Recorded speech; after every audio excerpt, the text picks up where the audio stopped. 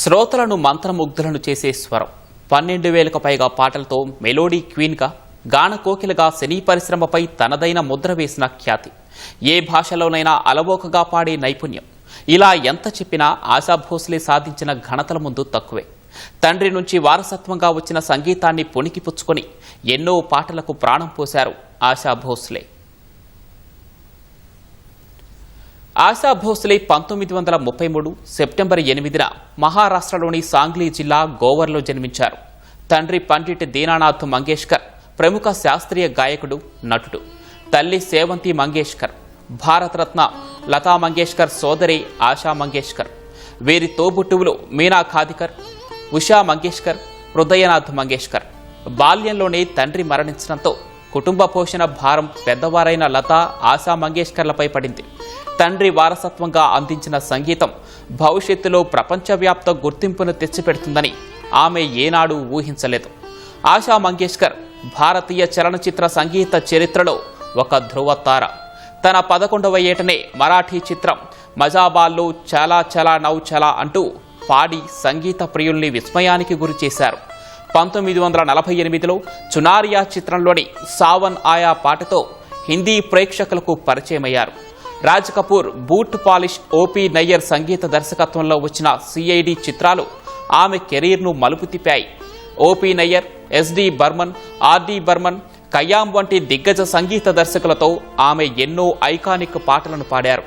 కేవలం హిందీలోనే కాకుండా తెలుగు, బెంగాలీ వంటి అనేక భారతీయ భాషల్లో పాటలతో అలరించారు. తెలుగులో మెరుపు కళలు, చిన్ని కృష్ణుడు చిత్రాలలోని పాటలు ప్రేక్షకులను అలరించాయి. శంకరాభరణంలో మిత్రమా ఎదుట నిలవకుమా, బొబ్బిలి పులిలో ఓ సుబ్బారావు ఓ అప్పారావు వంటి సరదా పాటలు పాడారు. చంద్రలేఖలో మౌనమేలనోయి అనే క్లాసిక్ మెలోడీతో అలరించారు. అంతఃపురంలో శ్రీశైల మల్లయ్య వంటి పాటలు ఆమె గాత్ర వైవిధ్యాన్ని చాటి చెప్పాయి. సినిమా పాటలకే పరిమితం కాకుండా గజల్స్, భజనలు, పాప్ మ్యాజిక్, జానపద గీతాలు, శాస్త్రీయ సంగీతంలోనూ తనదైన ముద్ర వేశారు.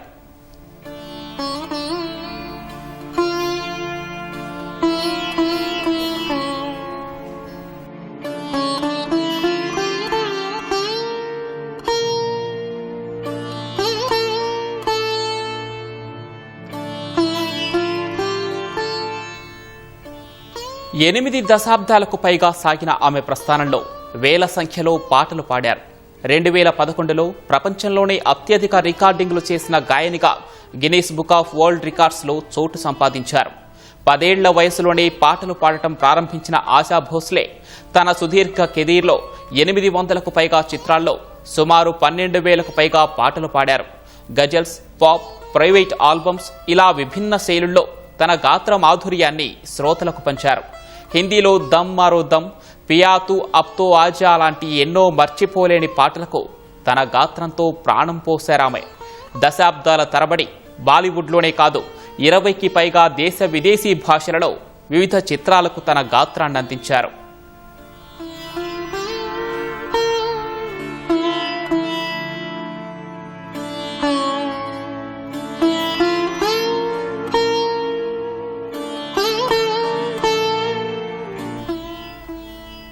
ఆశా భోస్లే ప్రతిభకు గుర్తింపుగా ఎన్నో ప్రతిష్టాత్మక అవార్డులు లభించాయి. ఉమ్రావ్ జాన్, ఇజాజత్ చిత్రాలకు ఉత్తమ నేపథ్య గాయనిగా జాతీయ అవార్డులు అందుకున్నారు. 2000వ సంవత్సరంలో భారత ప్రభుత్వం నుంచి అత్యున్నత సినిమా పురస్కారమైన దాదాసాహెబ్ ఫాల్కే పురస్కారాన్ని అందుకున్నారు. 2008లో దేశ 2వ అత్యున్నత పౌర పురస్కారం పద్మవిభూషణ్ లభించింది. 2011లో గిన్నీస్ వరల్డ్ రికార్డ్స్లో చోటు దక్కింది. 2002లో BBC life time achievement award అందుకున్నారు. ఉమ్రావ్ జాన్, ఇజాజత్ చిత్రాలకు గాను 2 సార్లు ఉత్తమ నేపథ్య గాయనిగా జాతీయ అవార్డులు అందుకున్నారు. 7 సార్లు ఉత్తమ గాయని అవార్డులను గెలుచుకున్నారు. 2001లో ఫిల్మ్ఫేర్ లైఫ్ టైమ్ అచీవ్మెంట్ అవార్డును అందుకున్నారు.